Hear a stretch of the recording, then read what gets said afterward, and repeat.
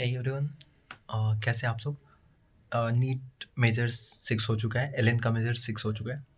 और मैं अपना बात करूँ तो मेरा मार्क्स स्टक हो चुका है बिल्कुल भी वहीं पे। अच्छा, उससे पहले एक और मैं बात कर लूँ कि पिछला जो टेस्ट था मेरे मार्क्स उसमें नहीं अच्छे आए थे, ठीक है। लेकिन मैंने बताया था कि पेपर कॉम्पेरेटिव पिछले के पिछले वाले टेस्ट से कॉम्पेरेटिव पिछला टेस्ट आसान था। केमिस्ट्री और बायोलॉजी, फिजिक्स का मैं बात नहीं किया था, केमिस्ट्री और बायोलॉजी में बोला था। तो बहुत लोग आके ऐसा ऐसा बोल रहे थे कि खुद का मार्क्स तो आ रहा है 400 और पेपर को कह रहा है कि पेपर आसान था। तो मैं ना थोड़ा सा मैं सोचा कि आप लोगों को क्यों ना रियलिटी थोड़ा सा बताया जाए कि अगर हम लोग का मार्क्स अच्छा नहीं आ रहा है इसका मतलब ये नहीं कि सब पेपर हार्ड आ रहा है। इसका बिल्कुल ये मतलब नहीं है कि हम लोग का मार्क्स नहीं आ रहा है तो पेपर हार्ड है। हो सकता है पेपर आसान हो, हम ही लोग का मार्क्स नहीं आ रहा हो। तो पिछला वाला जो टेस्ट था उसमें बायो और केमिस्ट्री कॉम्पेरेटिव पिछले वाले से आसान था। और मैं वही उस वीडियो में बोला था। और बहुत लोगों ने मुझे अपोज किया, कैसा कैसा कमेंट किया था। मुझे लिटरली एक दो कमेंट डिलीट करना पड़ा क्योंकि मैं काफ़ी डिमोटिवेट हो गया था कि यार पता नहीं क्या है क्या नहीं मुझे सच में। और मैं वो बायो और केमिस्ट्री को लेके ये बात भी बस इसीलिए बोला था क्योंकि मेरे एक दोस्त ने पिछले टेस्ट में 581 मार्क्स स्कोर किया और उसने बायो कंप्लीट किया था 40 मिनट्स में।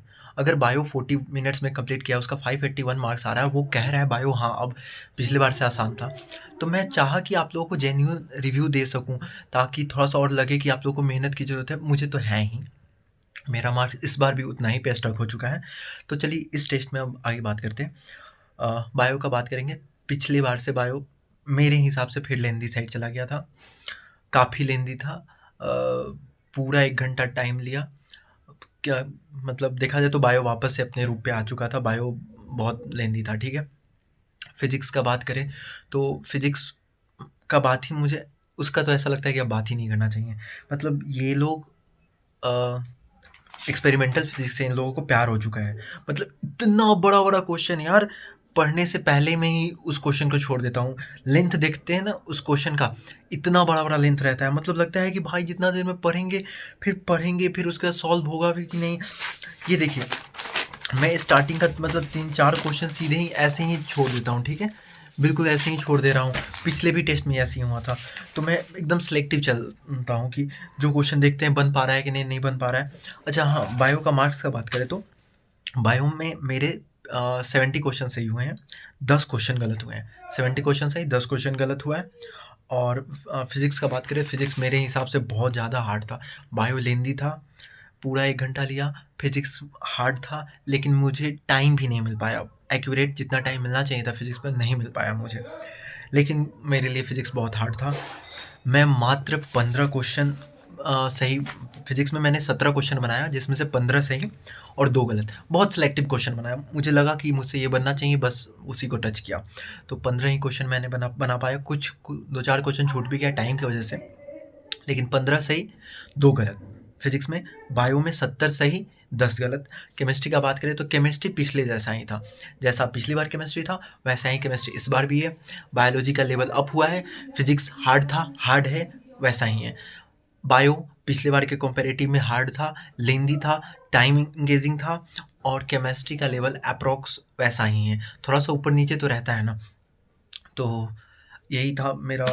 और मेरा मार्क्स का बात किया जाए तो मेरा मार्क्स टोटल 111 क्वेश्चन सही हुआ है और 19 क्वेश्चन गलत हुआ है और मेरा टोटल मार्क्स बन रहा है 444 मार्क्स। और 19 उसमें से सब्ट्रैक्ट किया जाए तो वापस से 425। पिछला भी 425 था, इस बार भी 425 है। लिटरली मैं काफ़ी डिमोटिवेट हो चुका हूँ, लेकिन समझ नहीं आ रहा है अब कैसे क्या अप्रोच करना है। प्लीज़ आप लोग अपना मार्क्स टाइम के हिसाब से बताइएगा कि बायो के लिए आप लोग प्लीज़ कमेंट किया कीजिएगा कि मुझे भी हेल्प मिलेगी, बहुत सारे लोगों को हेल्प मिलेगी कि अगर आपके मार्क्स अच्छे आ रहे हैं तो आप बायो को कितना देर में with OMR and without OMR, जो भी आप टाइम बताइएगा, अगर बताइएगा 50 मिनट 55 मिनट तो बता दीजिएगा कि आप 50 मिनट OMR के साथ बोल रहे हैं या OMR को हटा के बोल रहे हैं, ठीक है। और आप लोग भी अपना मार्क्स कमेंट कीजिए। मेरा तो 425 मार्क्स है, मैं यहाँ पे दिखा भी देता हूँ, ये रहा, ठीक है 425। हाँ, और सिलेबस तो इस पॉइंट पे मैं कुछ और भी मैं देखता हूँ कि मैं एक्स्ट्रा वीडियो बनाने का सोचता हूँ, लेकिन मैं एक्स्ट्रा वीडियो नहीं बना पाता हूँ। तो मैं सोच रहा था इसी वीडियो में कुछ बात किया जाए कि बहुत सारे लोग का सिलेबस कंप्लीट हो चुका है इस टाइम पे।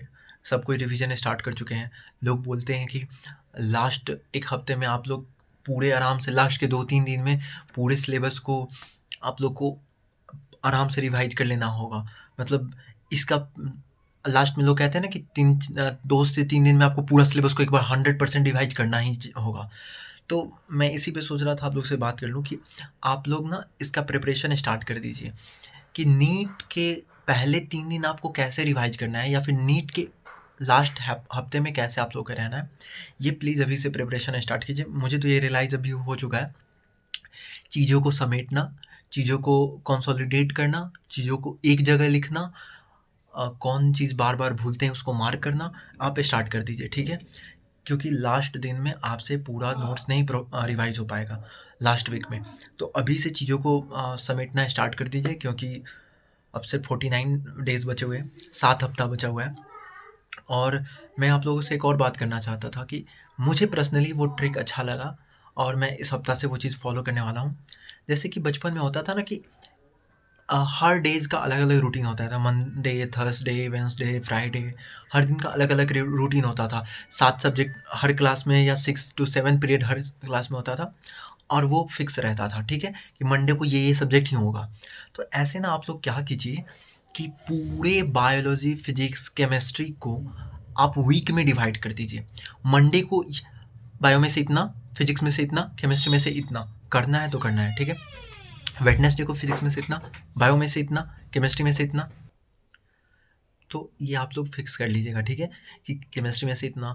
तो अब आप लोग क्या किए, इस टाइम पे अगर आप ये सीट पे ये कंप्लीट कर लीजिएगा। मैं अपना सीट बनाया हूँ, लेकिन अभी मेरा सीट लाइब्रेरी में ही छूट चुका है, ठीक है। मैं अभी घर पे हूँ और लाइब्रेरी में ही वो सीट रखा है। तो मैं आप लोग को दिखा नहीं पाऊँगा, मैं शेयर कर दूँगा टेलीग्राम पे, या फिर मैं एक और वीडियो को बना दूँगा जिसमें उसको पूरा डिफाइन कर, अगर आप लोग को चाहिए होगा तो ही बताऊँगा, नहीं तो एक्स्ट्रा में वीडियो को लंबा करने का कोई मतलब नहीं है।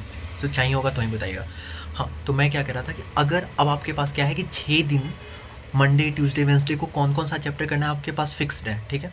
तो अब हर हफ्ता में आपका फुल सिलेबस रिवाइज़ होगा। अगर आज बायो में 4 चैप्टर है, मंडे को आप फिक्स कर लीजिए। अगले मंडे को भी यही 4 चैप्टर पढ़ना है। अब ये नहीं कि अगर आप मंडे को ह्यूमन फिजियोलॉजी पढ़ रहे हैं तो अगले मंडे को आप जेनेटिक्स पढ़ने लगे, बिल्कुल नहीं। आप मंडे को अगर ह्यूमन फिजियोलॉजी फिक्स कर लिए तो आप हर मंडे को, अभी से लेके नीट तक, हर मंडे को ह्यूमन फिजियोलॉजी ही पढ़ना है। अब जैसे मैं क्या किया हूँ, evolution, chemical control and coordination, animal kingdom, biodiversity, ये 4 चैप्टर है। मैंने इसको सैटरडे को रखा है क्योंकि मैं टेस्ट में अक्सर इसमें डेटा है मैं भूल जाता हूँ। तो ये 4 चैप्टर, 5 चैप्टर को मैंने सैटरडे पे फिक्स रखा है। तो अभी से लेके नीट तक हर सैटरडे को मैं यही पढ़ूंगा बायो में। फिर सैटरडे में कुछ ना कुछ फिजिक्स का भी पोर्शन है, कुछ ना कुछ केमिस्ट्री का भी पोर्शन है। तो आप लोग वीक के डेज में आप लोग सब्जेक्ट को अलॉट कर दीजिए, फिक्स कर दीजिए कि इस दिन यही पढ़ना है तो यही पढ़ना है, हर हफ्ते में यही पढ़ना है आपसे। इससे क्या होगा कि आपका हर वीक में पूरा सिलेबस आपका रिवाइज होगा। फिजिक्स में अगर आपका क्वेश्चन अच्छा प्रैक्टिस है तो रिवीजन के लिए टाइम निकालिए। तो आप लोग, अब बाकी आप लोग समझदार ही, मैं क्या ही बताऊँ, मेरा 425 मार्क्स आ रहा है, फिर भी मुझे ये एक अच्छा आइडिया लगा तो मैंने सोचा कि शेयर कर देता हूँ। तो इस वीडियो में इतना ही, मिलते हैं अगले वीडियो में। मेरे तो मार्क्स नहीं बढ़ रहे हैं, आप लोग प्लीज़ अपना मार्क्स शेयर कीजिएगा और देखते हैं अगले टेस्ट में क्या हो पाता है। Bye bye.